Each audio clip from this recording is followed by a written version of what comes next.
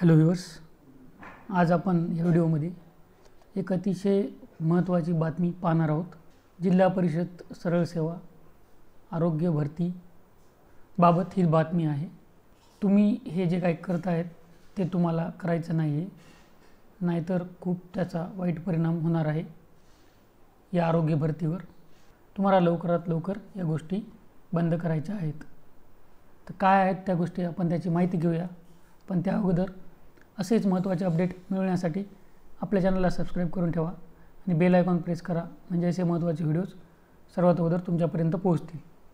आरोग्य सेवक 50% चे उमेदवार काय करतायत बघा। त्यांच्या जिल्हा परिषदामध्ये फोन करून जे कर्मचारी आहेत त्यांना परेशान करतायत, त्यांना विचारतायत की हंगामी फवारणी प्रमाणपत्रवाल्यांना तुम्ही कसं काय प्रेफरन्स देत आहेत, परंतु ॲक्च्युली मेरिट लिस्टनुसार याद्या लागत आहेत, तरीसुद्धा असे मुद्दाम काही जण करत आहेत।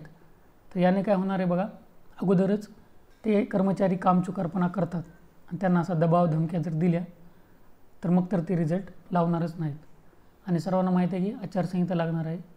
आचारसंहिता लागायच्या अगोदरच आपल्या सर्वांचा प्रयत्न आहे की निकाल लागायला पाहिजे, आणि त्यामुळेच प्रोसेस जलदसुद्धा झालेली आहे जिल्हा परिषदांकडून, परंतु मुलंच आता तसं करत आहेत। तुम्ही जर असाच दबाव आणत राहिले तर ऑर्डर द्यायला इतका उशीर होईल, 2 वर्षसुद्धा जाऊ शकतात। त्यामुळं हे बंद करायचं आहे। मेरिटनुसारच लिस्ट लागत आहेत, आपण पाहिलेले आहेत सर्व लिस्ट। यामध्ये काही जण असे असू शकतात की ज्यांचं कुठंच सिलेक्शन झालेलं नाही आणि त्यांना वाटत आहे आता ही भरती थांबावी, म्हणून ते सुद्धा अशा काही गोष्टी करत असतील, परंतु त्यांच्या बहकाव्यामध्ये येऊन तुम्ही काही करू नका अशा गोष्टी। हे बघा, आधीच मुलांचं भविष्य टांगणीला लागलेलं आहे। निवड एकतर परीक्षाच होत नाहीत, परीक्षा झाल्यावर निकालाला बघितलं आपण किती वेळ लावतात ही, आणि निकाल झाल्यानंतर डॉक्युमेंट व्हेरिफिकेशन, पुन्हा अंतिम निवड, पुन्हा वेटिंग लिस्टच्या 3-4 याद्या, आणि मग निवड देतात ते, आणि मग तुम्हाला ऑर्डर मिळते।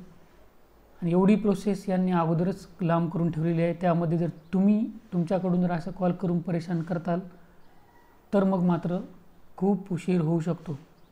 तर या गोष्टी आपल्याला बिलकुल म्हणजे बिलकुल करायच्या नाही आहेत आणि कोणाच्याही बहकाव्यामध्ये यायचं नाही। आणि GNM BSc वालेसुद्धा तेच होत आहे, कोर्टमध्ये त्यांची केस गेलेली आहे। मग आता बिचारे हे ANM वाल्यांचेसुद्धा रिझल्ट उशिरा लागतील।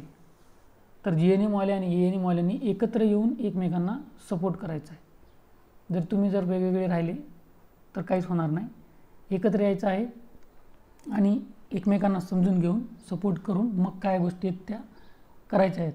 नंतर ANM वाले ब्लेम करतायत की GNM वाल्यांनी कसं काय फॉर्म भरला, GM वाले म्हणत आहेत की आम्ही इथं पात्र आहेत। तर असं होऊ देऊ नका।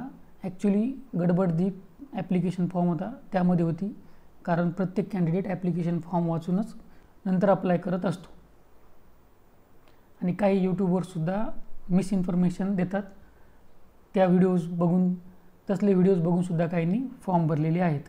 ते काही असो, निकाल जर उशिरा लागू नये असं वाटत असेल तर ह्या गोष्टी बंद करा आणि GNM ANM वाल्यांनीसुद्धा एकमेकांना सपोर्ट करा। एवढाच अपडेट मला द्यायचा होता। आशा करतो या व्हिडिओमध्ये तुम्हाला फायदा होईल। All the best, thank you.